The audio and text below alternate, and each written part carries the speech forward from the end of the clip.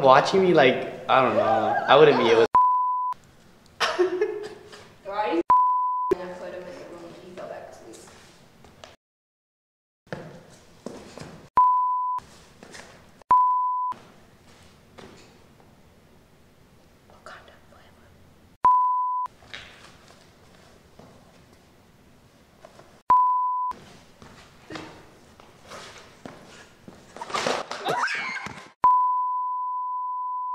Welcome to this week's edition of Jaguar News. I'm Tai Lamar. And I'm Sarah Cowherd. Have you heard about the preschool closing down? Reporter Blanca Ramos brings you more on this story. What do you want to be when you grow up? Dad. The Little Jags preschool program was our version of a full-time daycare program that is facilitated on our campus through the remainder of this year. We learned like compassion. So like if someone gets hurt, we like to encourage them to go check on them and see, if they're okay. They've learned, like, we practice like taking turns and being patient, because I know being patient is hard for kids. Solving problems, so like if they have any conflict between each other, we do encourage them the problem solving. Kids are so eager to learn, and that is rewarding itself. We have this little system that we have pom-poms, right? And so every time that they're making green choices, which is like just anything positive, they get a pom-pom, and once they fill up this little tin, they get to pick between like party, popcorn, picnic, just different choices, and we get to vote on that, and they really enjoy that. It's just like, here, you guys are doing such a great job as a class. A decision was made to close the Little Jags preschool program effective next year, essentially because of cost and because of a square foot deficit associated with the academies at South. The decision was made to close the program. It was determined that the program was operating at almost a $1 million deficit financially. And so as you really take a look at that and get into the costs, decisions have to be made in terms of reducing that cost. There is or will be some effect that could be somewhat negative, but the brighter side to that looks at parents finding other daycare options that are cheaper, located in the proximity of the South Phoenix corridor. It's really sad that the preschool is closing, but at least we'll have a memory of it. I'm Blanca Ramos reporting for Jaguar News. This really sucks. And I heard we won't be having culinary on campus anymore either. Yes, but we'll have more programs next year with the academies coming. Wondering what Red for Ed is? Here's reporter Aiden Rivas with more. Hi, I'm Mr. Diaz.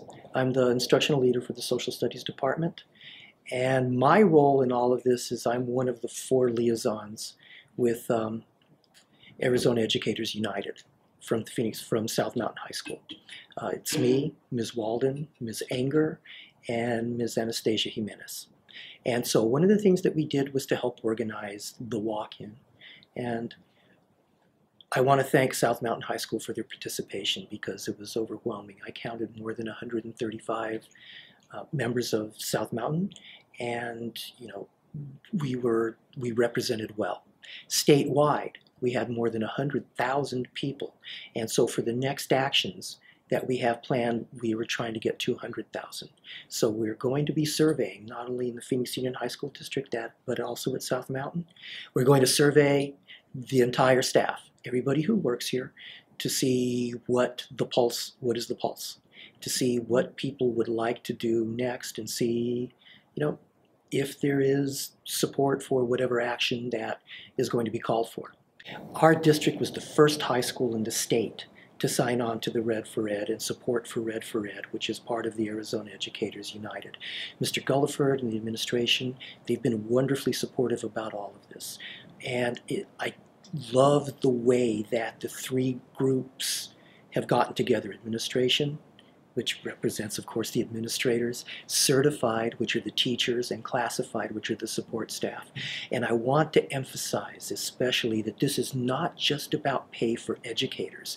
This is pay for everyone, because again, nothing happens in the classroom without the support of our classified staff. Teachers can't do their job without the support of classified and for administration. And again, this isn't just necessarily pay for teachers and things like that. This is support for our students. This is support for the American ideal of a free public education. And this is what's made America great and will continue to make us great.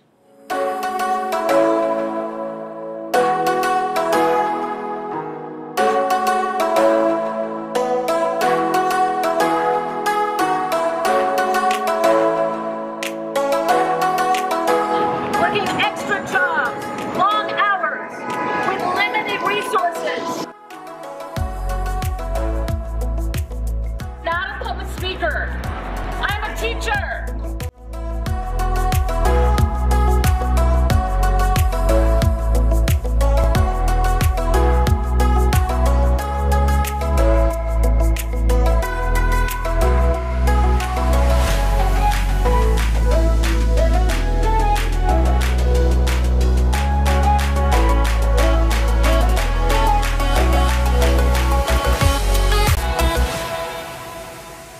I really liked how the walk-in came out. Yeah, it's cool to see our educators stand up for what they believe in. We had a war at school. A cupcake war, that is. Ty Lamar brings you Cupcake Wars. There is a war on campus, a sweet one that is. I'm Ty Lamar bringing you Cupcake Wars. Bakers will face off in the battle for cupcake dominance as they're judged on taste, presentation, bring it all together into one incredible fantasy cupcake display. This is Cupcake Wars.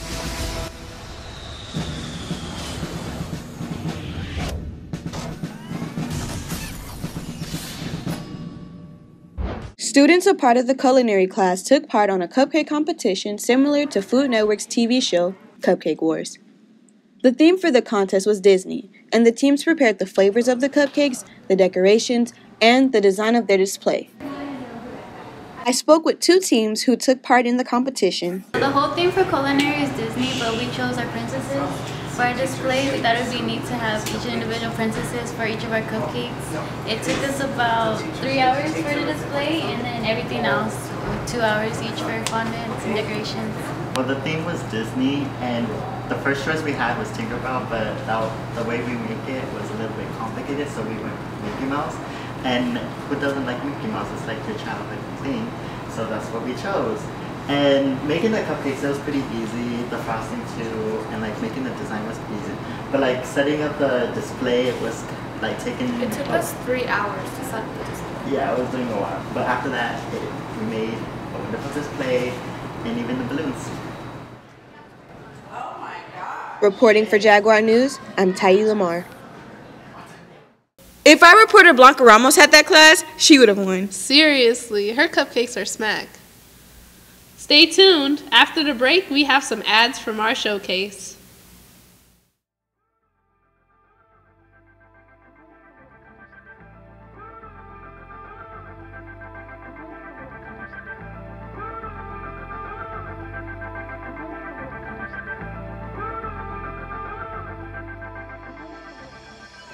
Here in JNL Legal Services, we offer immigration, criminal, and family services. Please give us a call at 602-551-1119. Hola, los servicios de JL ofrece servicios de inmigración criminal y familiar. Llámenos al 602-551-1119. Recuerda, hay una solución para cada situación.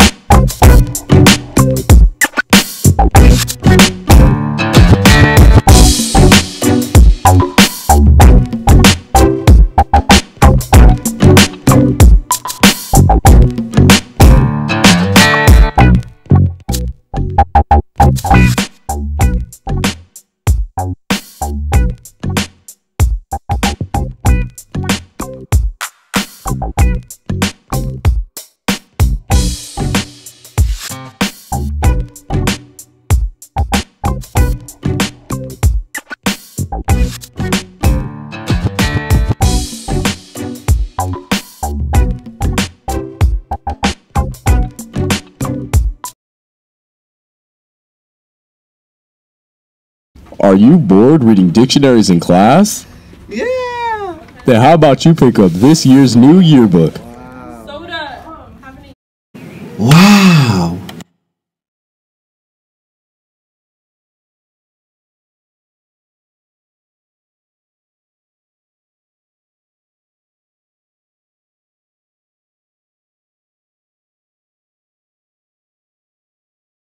For more information, please visit Miss Jankowski in the newsroom. Okay.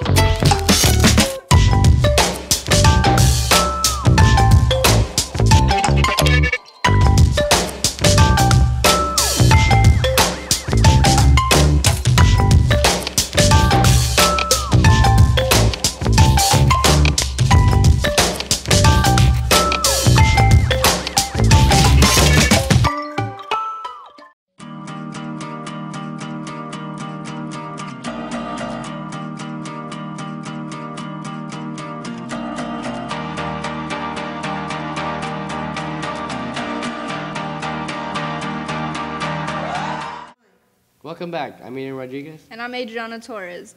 Where do we go from here? Here's a production by our very own Tai Lamar.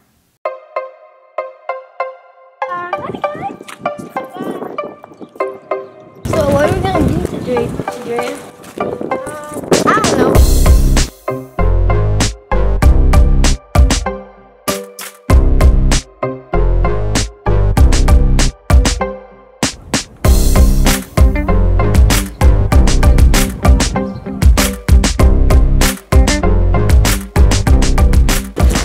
I think Mom should almost be off the list soon.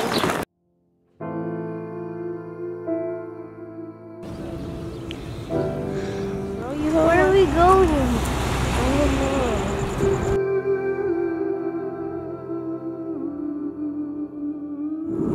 Should be off of work in a minute.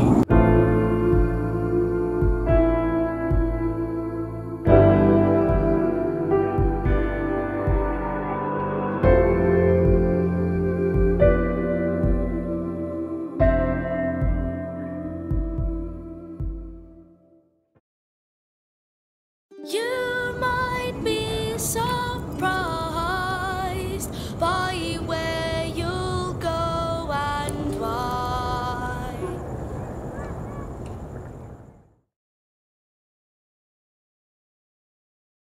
Wow, I didn't know there's a lack of after-school programs. Maybe because we usually don't bring it up. A Step into South Phoenix is an Espinosa production by our very own reporter Blanca Ramos. Here's a glimpse. I gotta be able to do something back in my neighborhood that actually will allow me to still be with some of these very same beautiful people. People get out of prison, they stay out no more than 6 months to a year. I was involved with crime. I was involved with residential, commercial burglary. Since I was incarcerated, I paid my debt to society. When people come into Tiger Mountain Foundation through that personal strategy roadmap, they now actually have different avenues where they can go out to explore success in their lives. You come to us, we open the door, we show you what to do, and it's up to that person to learn or to go back.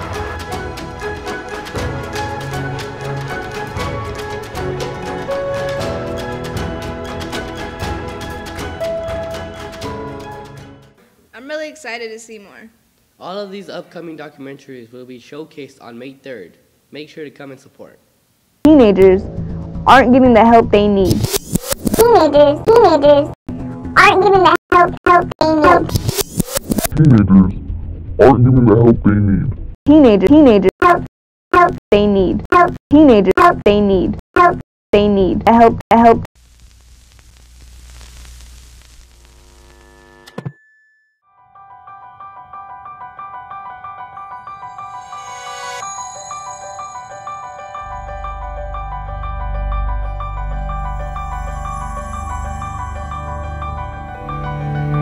So the technology is extremely innovating. It's literally updating every single day. So the Innovative Design Thinking program is a way to bring innovative technologies and immersive hands-on curriculum to high school students across the country. It's really changing the way we think about school and the way we think about education, how we can really bring technology into the classroom. The important part is to have the skills, the processes, and the mindset to use that technology and use it to solve problems, to help better society and the world around you.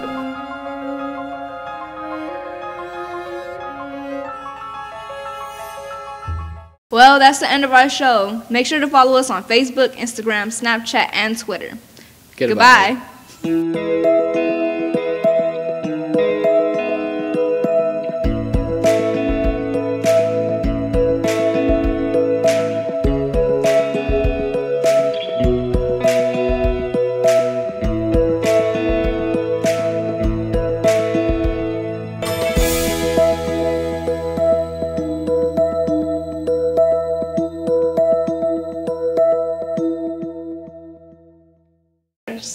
Man.